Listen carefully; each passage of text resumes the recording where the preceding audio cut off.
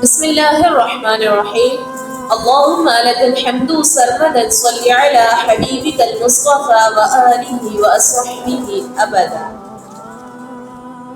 ہجرت کا چوتھا سال بھی کفار کے ساتھ چھوٹی بڑی لڑائیوں ہی میں گزرا۔ جنگ بدر کی فتح مبین سے مسلمانوں کا رعب تمام قبائل عرب پر بیٹھ گیا تھا، اس لیے تمام قبیلے کچھ دنوں کے لیے خاموش بیٹھ گئے تھے۔ لیکن جنگ احد میں مسلمانوں کے جانی نقصان کا چرچا ہو جانے سے دوبارہ تمام قبائل دفعتاً اسلام اور مسلمانوں کو مٹانے کے لیے وہ کھڑے ہو گئے، اور مجبوراً مسلمانوں کو بھی اپنے دفاع کے لیے لڑائیوں میں حصہ لینا پڑا۔ 4 ہجری کی مشہور غزوات میں سے ایک یہ بھی ہے غزوہ بنو نذیر۔ یہ واقعہ کچھ اس طرح سے ہے کہ حضرت عمر بن امیہ زمری رضی اللہ عنہ نے قبیلہ بنو کلاب کے 2 شخصوں کو قتل کر دیا تھا، جس کا پورا واقعہ موجود ہے، اور حضور صلی اللہ علیہ وسلم نے ان دونوں کا خون بہا ادا کرنے کا اعلان فرما دیا تھا۔ اسی معاملے کے متعلق گفتگو کرنے کے لیے حضور اقدس صلی اللہ علیہ وسلم قبیلہ بنو نذیر کے یہودیوں کے پاس تشریف لے گئے، کیونکہ ان یہودیوں سے آپ کا معاہدہ تھا، مگر یہودی در حقیقت بہت ہی بد باطن ذہنیت والی قوم ہے۔ معاہدہ کر لینے کے باوجود ان خبیثوں کے دلوں میں پیغمبر اسلام صلی اللہ علیہ وسلم کی دشمنی اور عناد کی آگ بھری ہوئی تھی، اور حضور صلی اللہ علیہ وسلم ان بد باطنوں سے اہل کتاب ہونے کی بنا پر اچھا سلوک فرماتے تھے، مگر یہ لوگ ہمیشہ اسلام کی بے کنی اور بانی اسلام کی دشمنی میں مصروف رہے۔ مسلمانوں سے بغض اور عناد اور کفار اور منافقین سے ساز باز اور اتحاد، یہی ہمیشہ ان غداروں کا طرز عمل رہا۔ اس موقع پر جب رسول اللہ صلی اللہ علیہ وسلم ان یہودیوں کے پاس آپ تشریف لے گئے تو ان لوگوں نے بظاہر تو بڑے اخلاق کا مظاہرہ کیا، مگر اندرونی طور پر بہت ہی بڑی خوفناک سازش اور انتہائی خطرناک اسکیم کا انہوں نے منصوبہ بنا لیا، پلاننگ کر لی۔ حضور صلی اللہ علیہ وسلم کے ساتھ حضرت ابوبکر صدیق، حضرت عمر، حضرت علی رضی اللہ تعالی عنہم بھی تھے۔ یہودیوں نے ان سب حضرات کو ایک دیوار کے نیچے بڑے احترام کے ساتھ بٹھایا اور آپس میں یہ مشورہ کیا کہ چھت پر سے ایک بہت ہی بڑا اور وزنی پتھر ان حضرات پر گرا دیں تاکہ یہ سب لوگ دب کر ہلاک ہو جائیں۔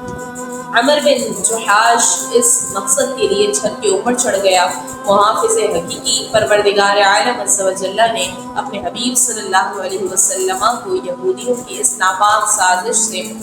بذریعہ وحی مطلع فرما دیا، اس لیے فوراً ہی آپ صلی اللہ علیہ وسلم وہاں سے اٹھ کر چپ چاپ اپنے ہمراہیوں کے ساتھ چلے آئے اور مدینے تشریف لا کر صحابہ کرام رضی اللہ تعالیٰ عنہ کو یہودیوں کی اس سازش سے آپ نے آگاہ فرمایا، اور انصار مہاجرین سے مشورہ کیے کے بعد ان یہودیوں کے پاس قاصد بھیج دیا کہ چونکہ تم لوگوں نے اپنی اس دسیسہ کاری اور قاتلانہ سازش سے معاہدہ توڑ دیا، اس لیے اب تم لوگوں کو 10 دن کی مہلت دی جاتی ہے کہ تم اس مدت میں مدینے سے نکل جاؤ، اور اس کے بعد جو شخص بھی تم میں سے یہاں پر پایا جائے گا قتل کر دیا جائے گا۔ شہنشاہ مدینہ صلی اللہ علیہ وسلم کا یہ فرمان سن کر بنو نذیر کے یہودی جلا وطن ہونے کے لیے تیار ہو گئے تھے، مگر منافقوں کا سردار عبداللہ ابن ابی ان یہودیوں کا حامی بن گیا اور اس نے کہلا بھیجا کہ تم لوگ ہرگز مدینے سے نہ نکلو، ہم 2000 آدمیوں سے تمہاری مدد کرنے کو تیار ہیں۔ اس کے علاوہ بنو قریظہ اور بنو غطفان یہودیوں کے 2 طاقتور قبیلے بھی تمہاری مدد کریں گے۔ بنو نذیر کے یہودیوں کو جب اتنا بڑا سہارا مل گیا تو وہ شیر ہو گئے، اور انہوں نے حضور صلی اللہ علیہ وسلم کے پاس کہلا بھیجا کہ ہم مدینہ چھوڑ کر نہیں جا سکتے، آپ کے جو دل میں آئے کر لیجیے۔ یہودیوں کے اس جواب کے بعد حضور صلی اللہ علیہ وسلم نے مسجد نبوی کی امامت حضرت ابن ام مکتوم رضی اللہ عنہ کے سپرد فرما کر خود بنو نذیر کا آپ نے ارادہ فرمایا اور ان یہودیوں کے قلعے کا محاصرہ کر لیا۔ یہ محاصرہ 15 دن تک قائم رہا۔ قلعہ میں باہر سے ہر قسم کے سامانوں کا آنا جانا بند ہو گیا اور یہودی بالکل ہی محصور اور مجبور ہو کر رہے، مگر اس موقع پر نہ تو منافقوں کا سردار عبداللہ بن ابی یہودیوں کی وہ مدد کے لیے آیا، نہ بنو قریظہ اور بنو غطفان نے کوئی مدد کی۔ اللہ تبارک و تعالیٰ نے ان دغا بازوں کے بارے میں قرآن مجید فرقان حمید میں ارشاد فرمایا، كمثل الشيطان إذ قال للإنسان اكفر فلما كفر قال إني بريء منك إني أخاف الله رب العالمين.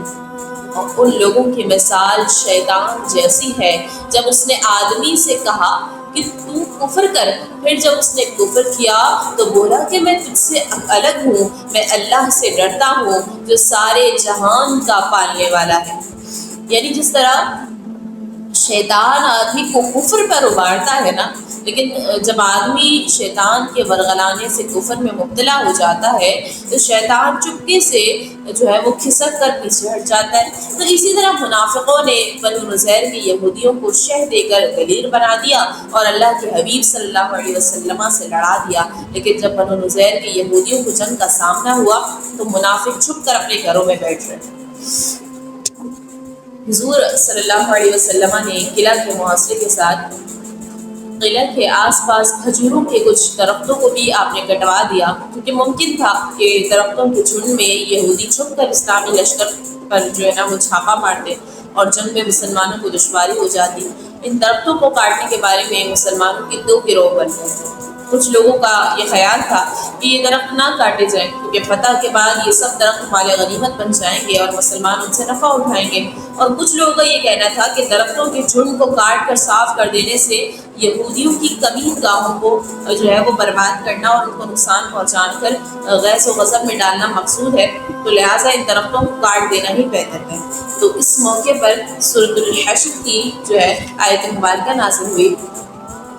ما قطعتم من لينة أو تركتموها قائمة على أصولها فبإذن الله وليخزي الفاسقين. جو درخت تم نے کاٹے یا جن کو ان کی جڑوں پر قائم چھوڑ دیے، یہ سب اللہ کے حکم سے تھا تاکہ خدا فاسقوں کو رسوا کرے. مطلب یہ ہے کہ مسلمانوں میں جو درخت کاٹنے والے ہیں ان کا عمل بھی درست ہے اور جو کاٹنا نہیں چاہتے وہ بھی ٹھیک کہتے ہیں، کیونکہ کچھ درختوں کو کاٹنا اور کچھ کو چھوڑ دینا یہ دونوں اللہ تبارک و تعالیٰ کے حکم اور اس کی اجازت سے. تو بہرحال آخر کار معاشرے سے تنگ آ کر بنو نذیر کے یہودی اس بات پر تیار ہو گئے کہ وہ اپنا اپنا مکان اور قلعہ چھوڑ کر اس شرط پر مدینے سے باہر چلے جائیں گے کہ جس قدر مال اور اسباب وہ اونٹوں پر لے جا سکے لے جائیں گے. حضور صلی اللہ علیہ وسلم نے یہودیوں کی اس شرط کو منظور فرما لیا اور بنو نذیر کے سب یہودی 600 اونٹوں پر اپنا مال اور سامان لاد کر ایک جلوس کی شکل میں گاتے بجاتے ہوئے مدینے سے نکلے. کچھ تو خیبر چلے گئے اور زیادہ تعداد میں ملک شام جا کر ازریعات اور اریحا میں وہ لوگ آباد ہو گئے. ان لوگوں کے چلے جانے کے بعد ان کے گھروں کی مسلمانوں نے جب تلاشی لی تو 50 لوہے کی ٹوپیاں، 50 زنہیں، 340 تلواریں نکلی جو حضور صلی اللہ علیہ وسلم کے قبضے میں آئیں. اللہ تبارک و تعالیٰ نے بنو نذیر کے یہودیوں کی اس جلاوطنی کا قرآن مجید میں بھی ذکر فرمایا ہے. سورۃ الحشر کی آیات میں کہ هو الذي أخرج الذين كفروا من أهل الكتاب من ديارهم لأول الحشر ما ظننتم أن يخرجوا وظنوا أنهم مانعتهم حصونهم من الله فآتاهم الله من حيث لم يحتسبوا وقذف في قلوبهم الرعب يخرجون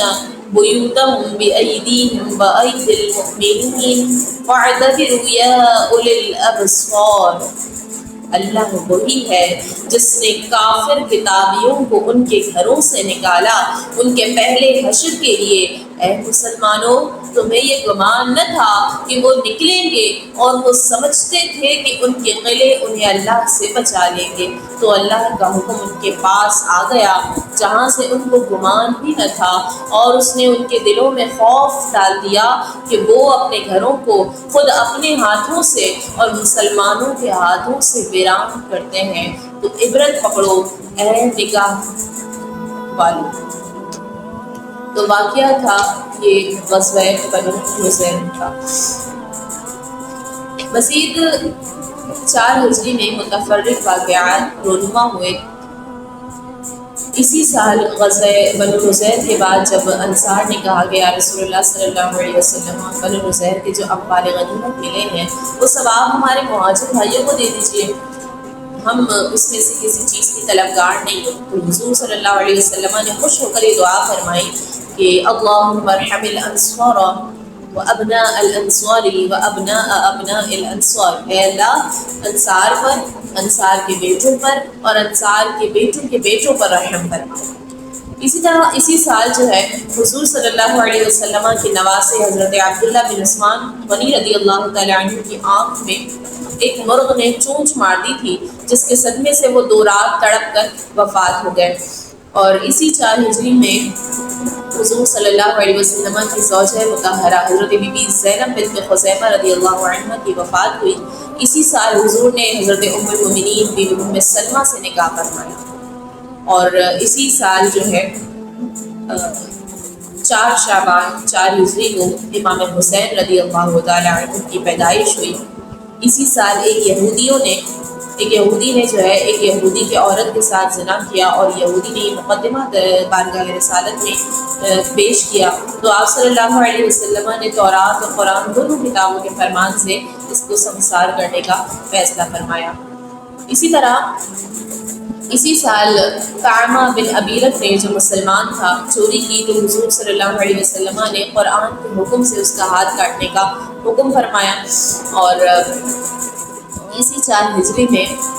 بعض مورخین کے نزدیک شراب کی حرمت کا حکم بھی نازل ہوا۔ بعض کے نزدیک 6 ہجری بھی ہے، بعض 8 ہجری کا بھی کہتے ہیں، اور بعض 4 ہجری کا بھی قول ملتا ہے۔ وما علینا الا البلاغ المبین۔